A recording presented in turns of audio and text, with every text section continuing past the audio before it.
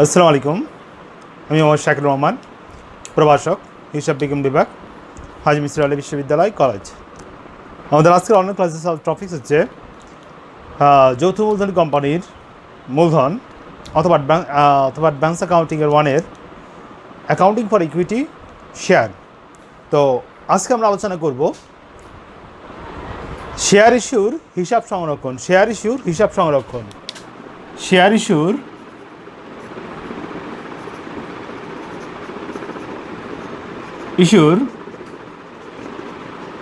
হিসাব সংরক্ষণ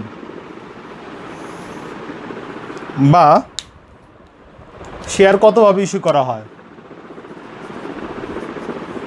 শেয়ার কতভাবে ইস্যু করা যায়,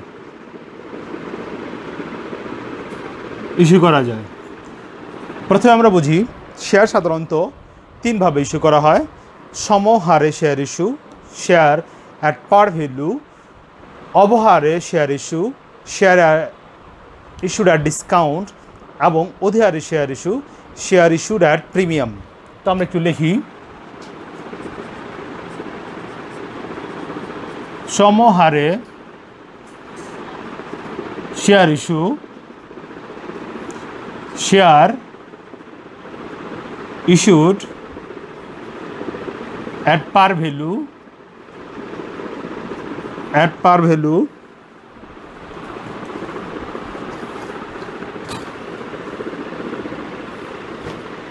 দুই নম্বর হচ্ছে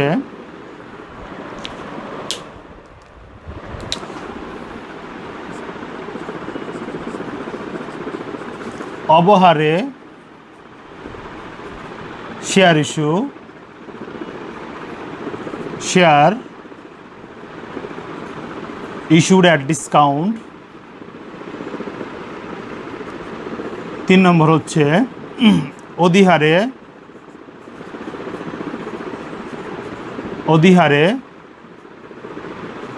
শেয়ার ইস্যু,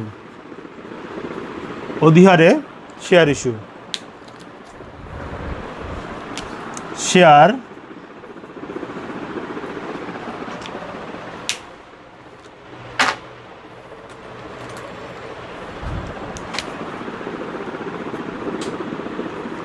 issued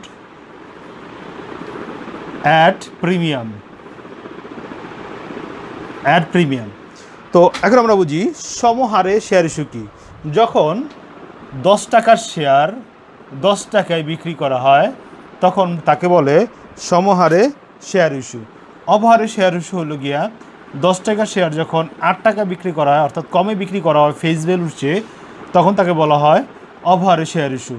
10 টাকার শেয়ার যখন 12 টাকা বিক্রি করা হয়, অর্থাৎ অধিক বিক্রি করা হয়, তখন বলা হয় অধিহারে শেয়ার ইস্যু। এখানে প্রিমিয়াম হচ্ছে 2 টাকা, এখানে ডিসকাউন্ট হচ্ছে 2 টাকা, এখানে 0, এখানে সমহারে শেয়ার ইস্যু। তো আমরা আলোচনা করলাম শেয়ার তিনভাবে ইস্যু করা যায়: সমহারে, অধিহারে, অবহারে। এখন আমরা চলে যাব শেয়ার ইস্যুর জাবেদা। শেয়ার ইস্যু এই চ্যাপ্টার আমাদের কি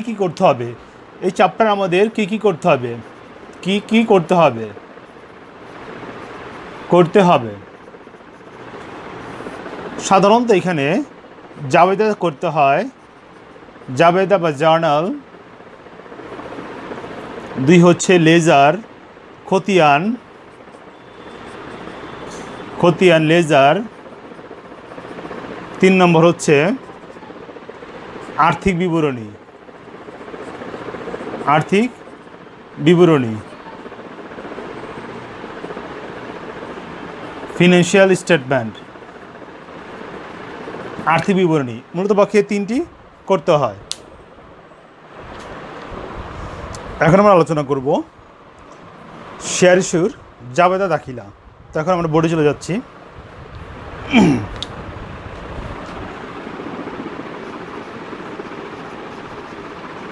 জাবেদা দাখিলা প্রথম হচ্ছে যখন শেয়ারের আবেদনের টাকার জন্য শেয়ার আবেদনের জন্য শেয়ার আবেদনের জন্য যাবে হচ্ছে ব্যাংক হিসাব ডেবিট,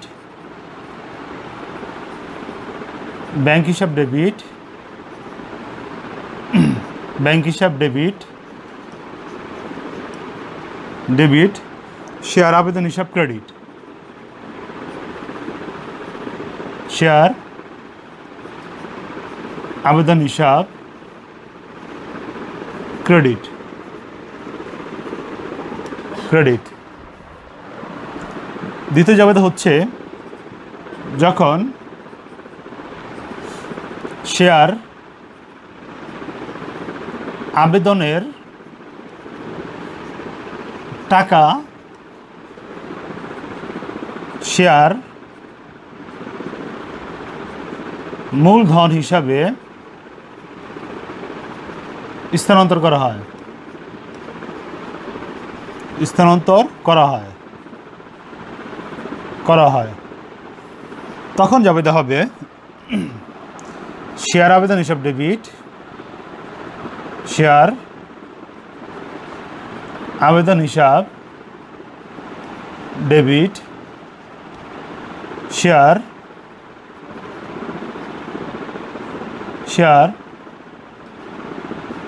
মূলধন হিসাব ক্রেডিট,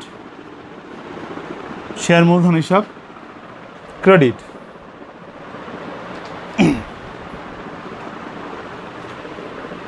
3 নম্বর হচ্ছে যখন শেয়ার আবেদনের টাকা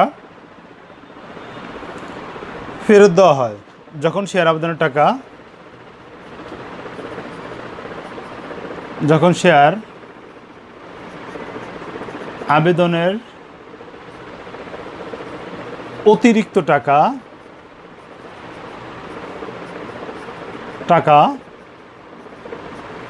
ফেরত দেওয়া হয়, তখন যাবে হচ্ছে ব্যাংক হিসাব ডেবিট, ব্যাংক হিসাব ডেবিট, শেয়ার আবেদন হিসাব ক্রেডিট,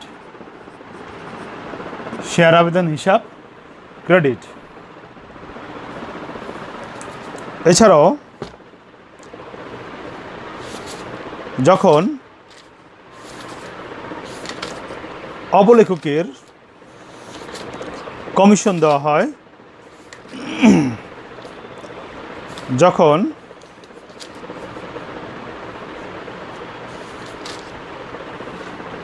তিন 4 যখন অবলেখকের কমিশন দেওয়া হয়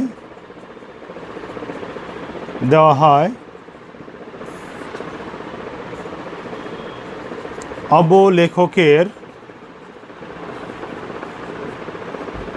কমিশন হিসাব ডেবিট,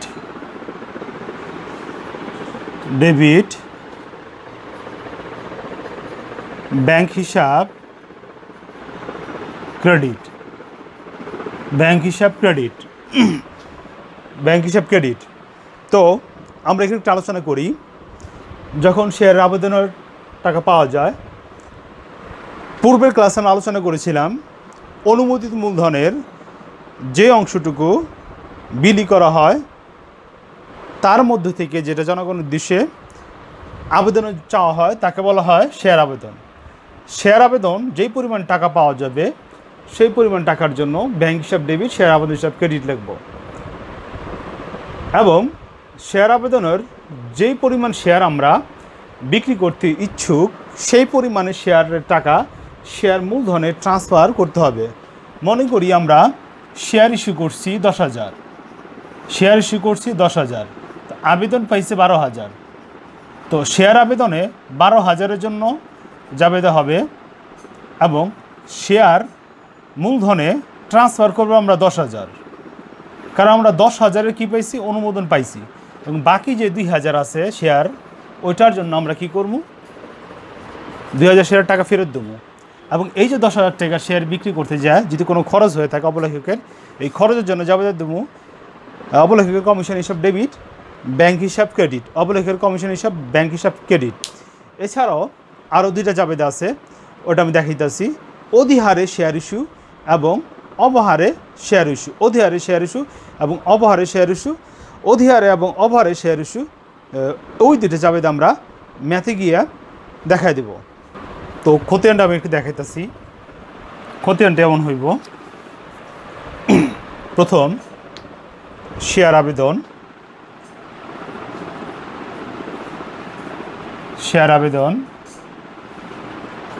শেয়ার আবেদন, শেয়ার আবেদন বসবো আমার ডেবিট দিকে। তারপর আবার শেয়ার আবেদন হইব, শেয়ার আবেদন। যদি আমরা অতিরিক্ত শেয়ার পাই তখন অতিরিক্ত শেয়ারের টাকাটা ফেরত দিতে হইব, তখন শেয়ার আবেদন লেখা ক্রেডিট দিকে টাকাটা লিখতে হবে এবং ব্যালেন্সিংয়ে বিয়োগ করে লিখতে হইব। তারপরে যদি অবলেখকের কমিশন থাকে তো আমরা লিখুম অবলেখকের কমিশন, অবলেখকের কমিশন হিসাব, এটাও ব্যাংক থেকে বিয়োগ হইব। যদি আইনি খরচ থাকে,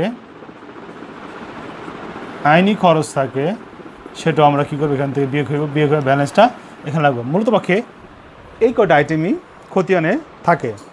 এখন আমরা আর্থিক অবস্থা বিবরণীর ফরম্যাটটা দেখাইতেছি এই পাশে।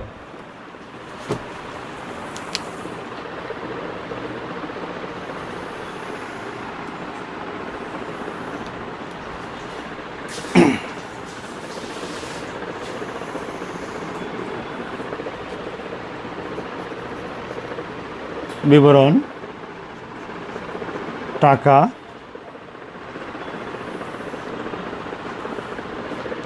উপরে প্রতিষ্ঠানের নাম, প্রতিষ্ঠানের নাম, আর্থিক অবস্থা বিবরণী, আর্থিক অবস্থা বিবরণী, ডট ডট সালের, ডট ডট তারিখের, সমাপ্ত বছরের জন্য, সমাপ্ত বছরের জন্য। তো প্রথমে আমরা লিখুম দায় পাশ, প্রথমে আমরা লিখুম দায় পাশ। এখানে লিখি শেয়ার মূলধন ও দায়সমূহ, তারপর লিখি শেয়ার মূলধন, শেয়ার মূলধন। প্রথম আছে আমাদের অনুমোদিত মূলধন, প্রথম আছে আমাদের কি অনুমোদিত, অনুমোদিত মূলধন।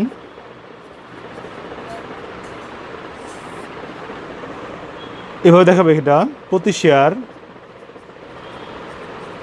প্রতি শেয়ার ডট ডট টাকা দরে ডট ডট টি শেয়ার,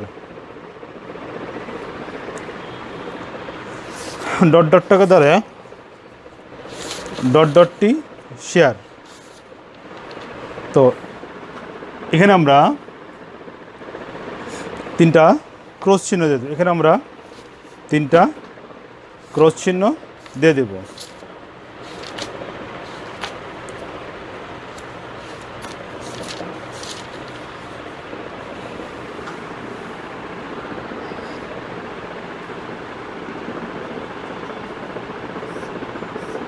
শেষ।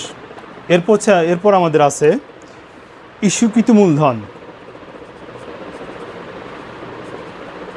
ইস্যুকৃত মূলধন। সেম কথা লিখতে হইব প্রতি শেয়ার, প্রতি শেয়ার ডট ডট টাকা দরে ডট ডট টি শেয়ার।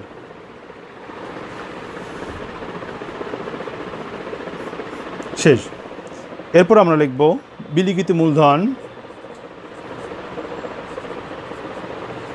বিলিখিত মূলধন সেম একই কথা, প্রতি শেয়ার ডট ডট টাকা দরে ডট ডট টি শেয়ার। এরপর আমরা লিখব তলবকৃত মূলধন, তলবকৃত মূলধন প্রতি শেয়ার ডট ডট টাকা দরে dot dot T share, dot dot T share. তারপর লিখব আদায়কৃত মূলধন,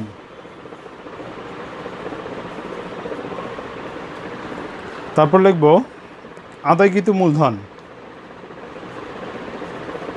মূলধন আদায়কৃত মূলধন সমান সমান তলবকৃত মূলধন, তলবকৃত মূলধন, মূলধন বাদ বকেয়া তলব, বকেয়া তলব। সরাসরি পর ব্যালেন্স রেখে দেব।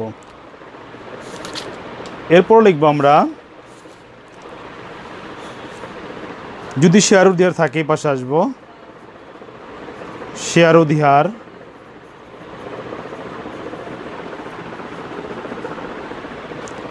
শেয়ার অধিহার। তো দায় পাশে মোটামুটি আইটেমগুলো কমন। এখন আমি সম্পত্তি পাশ লিখতেছি, সম্পদ ও সম্পত্তি, সম্পত্তি। এখানে প্রথম আইটেম হচ্ছে ব্যাংক জমা, ব্যাংক জমা, ব্যাংক জমা। তারপর আছে প্রাথমিক খরচাবলী, তারপর আছে ভূমি ও দালান কোটা, ভূমি ও দালান কোটা, দালান কোটা।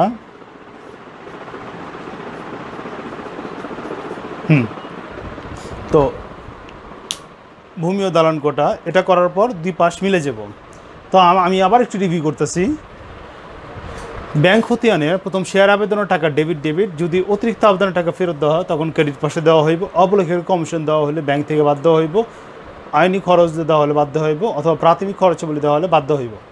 এবং কোম্পানি আইন অনুসারে 1994 সালে কোম্পানি আইন অনুসারে অনুমোদিত মূলধন, অনুমোদিত মূলধন প্রতি শেয়ার ডট ডট টাকা দরে ডট ডট টি শেয়ার। তারপর লিখতে হবে ইস্যুকৃত মূলধন প্রতি শেয়ার ডট ডট টাকা দরে ডট ডট টি শেয়ার। এখানে শেয়ারের সংখ্যা এবং টাকা উল্লেখ থাকবো প্রশ্নের মধ্যে।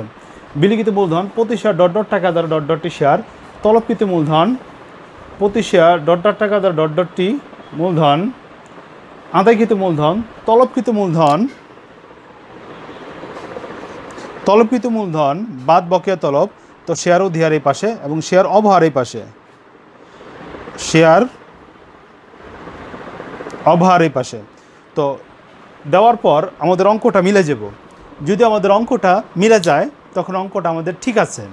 তো আমাদের আজকের শেয়ার ইস্যুর ক্লাস এখানে সমাপ্তি। পরবর্তী লেকচার দেখার জন্য আমন্ত্রণ রইল।